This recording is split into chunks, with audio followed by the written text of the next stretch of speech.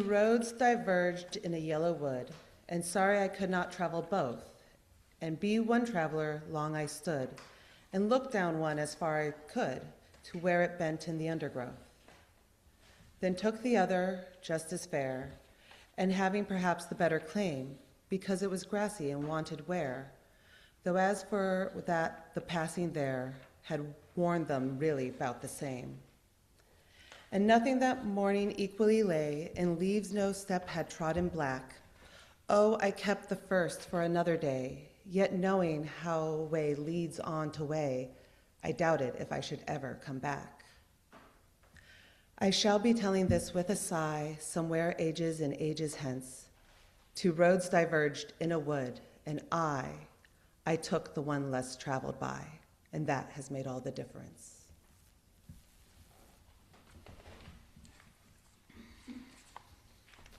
Now is a time in our service where we take an offering. We know it is the gifts of all of us that help support our ability to gather and to thrive.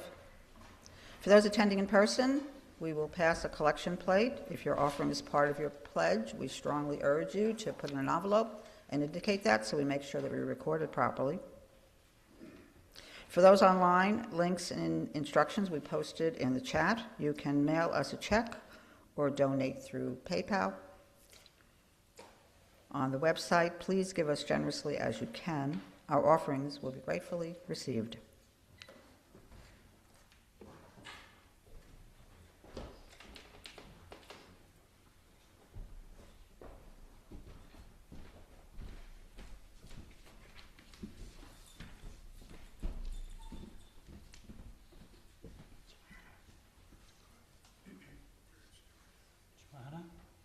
Joanna?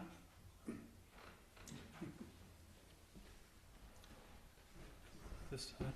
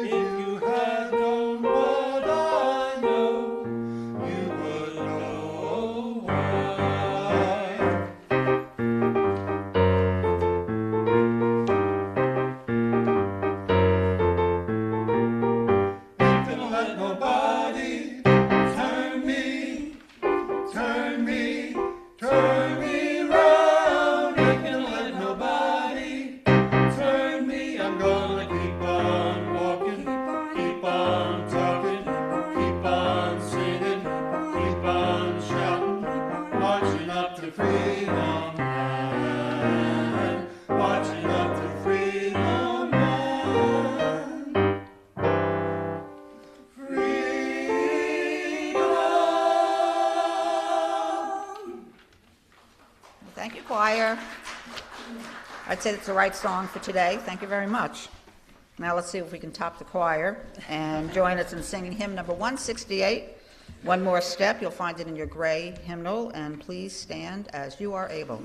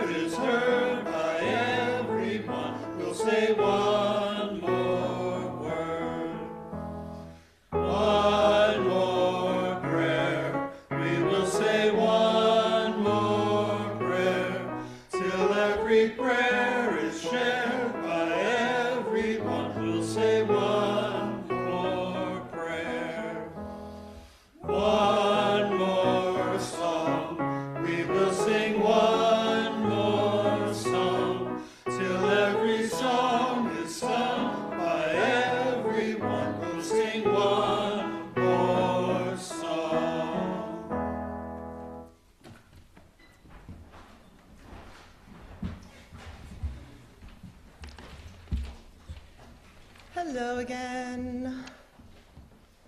I have to say, it is truly a privilege to be here with you all again.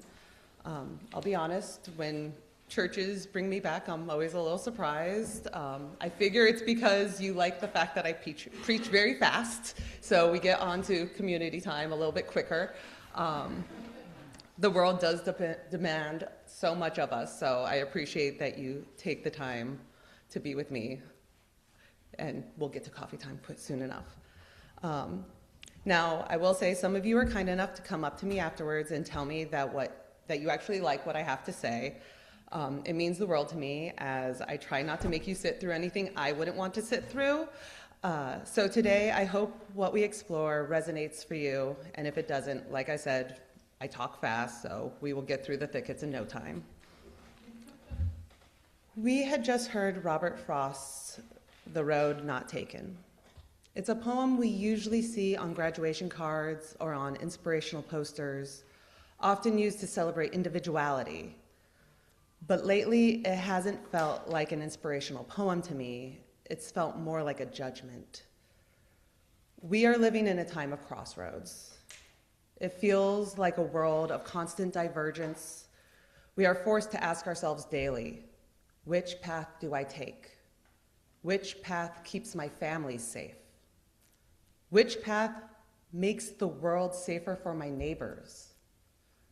Which path holds true to the values I claim to possess when the sun is out and the birds are singing?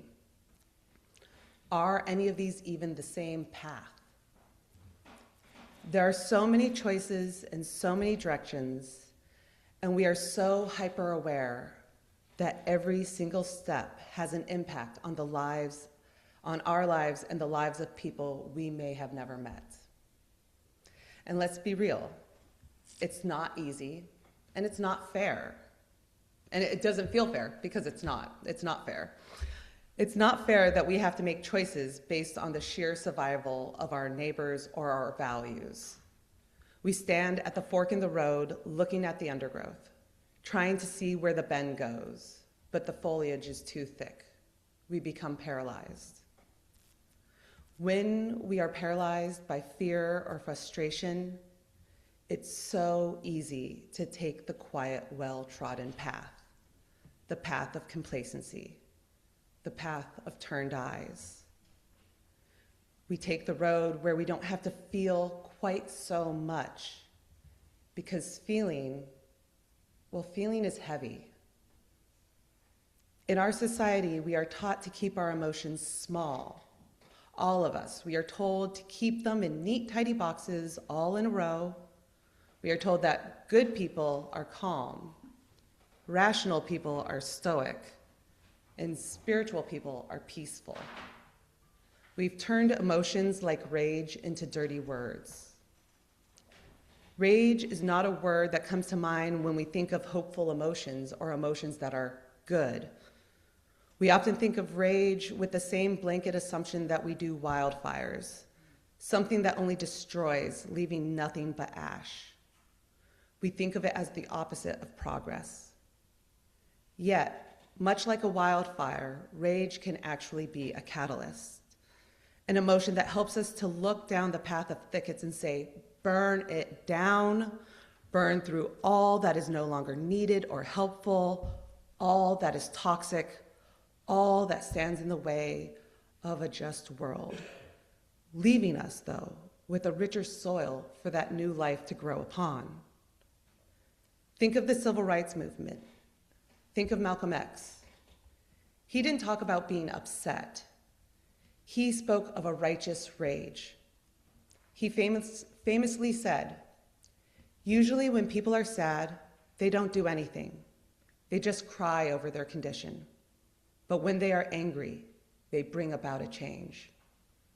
He was right. History shows us that liberation is rarely won by lamenting alone. It's not won by wishing things were better. It is fueled by an internal enough, a rage that refuses to accept the unacceptable. Rage is the engine, justice being the destination. Sometimes, though, we are unable to harness the emotion rage because it feels too foreign to us. Especially as you use, beyond being a gentle, angry people, we don't really speak of rage often, but an emotion we all know is grief. We know what it means to grieve for ourselves and for others. We know that grief rarely is an emotion that shows up alone. It finds itself all tangled up in that yellow wood of the crossroads. Grief is also often seen as a passive emotion, a place where we sit down and let the leaves cover us. But grief, like rage, can be a productive emotion if we let it be. I'm going to butcher their name, so I apologize in advance. As the author Malika Cyril said, "Grief is the most political of emotions. It is the capacity to feel for those who are not you." When we grieve for the world, we are acknowledging that something valuable has been lost or harmed, that grief is the undergrowth of our rage. We rage because we love what is being hurt. If we didn't care, we could just be indifferent. Now, if you've been to one of my sermons before, you know you might have an idea of what's coming, and that is that I am about to contradict everything that I just said. I've spoken of two emotions that can move minds and hearts, and how it is what we must do in this world, especially right now. But I also want to tell you this: protect your heart. Rage is a catalyst, but is not a sustainable fuel for a 50-year journey. If you let your candle burn at both ends, you will be nothing but a pile of wax before the work is done. We were not biologically or spiritually created to maintain the 24-hour emotional load of even half of what crimes we see happening in the world today. We physically are not created to carry these burdens. If you take on the entire world's crossroads at once, your body will shut down. To be productive, you must also know when to say no and when to allow yourself moments of joy in life, because we have to remember that there is resistance in joy. Now, joy is resistance is more than just a catchy phrase you might see on a t-shirt or a bumper sticker. It is a survival strategy. It is the refusal to let the darkness have the final word. I think of what the columnist Dan Savage said when reflecting on the height of the AIDS epidemic in the 80s. "We buried our friends in the morning, we protested in the afternoon, and we danced all night." Read that again in your mind. This is how we survive at the crossroads. We buried our friends in the mourning, grief, acknowledging what we've lost. We protested in the afternoon, rage, turning what was lost into action and protest. And we danced all night. Joy, the reclaiming of humanity through connection and dance. When we allow ourselves to feel all three, the crossroads stop being a place of paralysis. They become a singular path of wholeness. I called this sermon Rage at the Crossroads, one, because I have to tell you what I'm going to be preaching on weeks before I actually write it, so I never quite actually know what's going to come out of my mouth until I get here. But because rage is one of the emotions out of these three that we try to hide the most. It's the one that we are often most ashamed of feeling. But today, I want to remind you, it is okay to feel it. Don't let your rage turn into bitterness, and don't let it turn into a fire that consumes you. Instead, let it be the spark that makes you stand up at the fork in the road and say, I will not take the path of complacency. Take the road less traveled. Let your rage burn a new path through the thickets of grief so that joy of a new life or a better path may appear. That is the path that will make all the difference. Thank you. Thank you, We will Bambi. I'm sorry, I think that was very on point for the moment, so it resonated with all of us. Thank you very much. And now from there, we're going to move on to singing hymn, number 149, Lift Every Voice and Sing. And I'm going to guess Kevin, at least, will be coming up and leading us in song. He may be joined by Ben. Very good. Ben is going to join. So 149, Lift Every Voice and Sing in your great hymnal. Please stand as you're able. 149.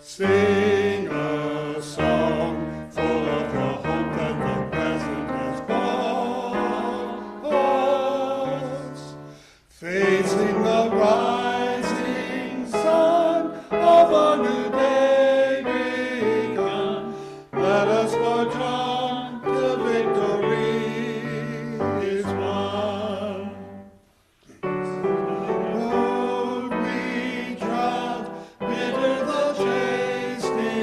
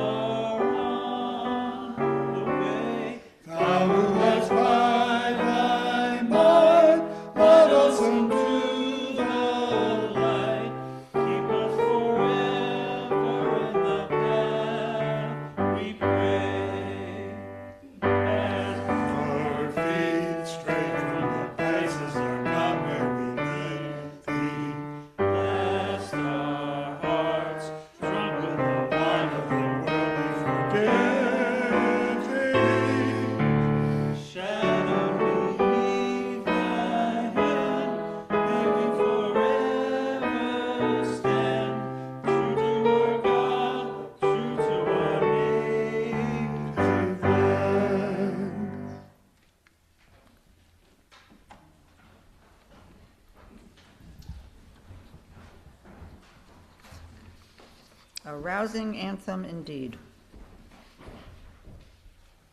I invite you now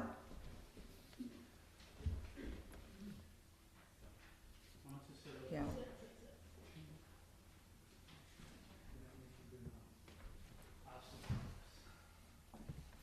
Done.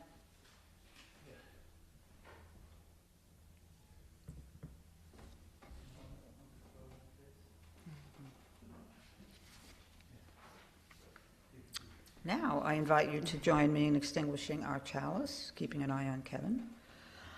You can find the affirmation in our order of service. We extinguish this flame, but not the light of truth, the warmth of community, or the fire of commitment. For these we carry in our hearts until we are together again.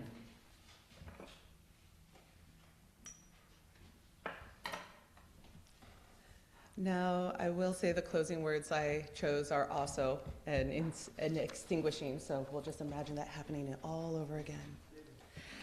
As we extinguish the flame of our chalice, we ignite it inside ourselves. Our commitment to our mission and to one another is an unquenchable flame. Let us remember that we are not alone until we light this flame next time.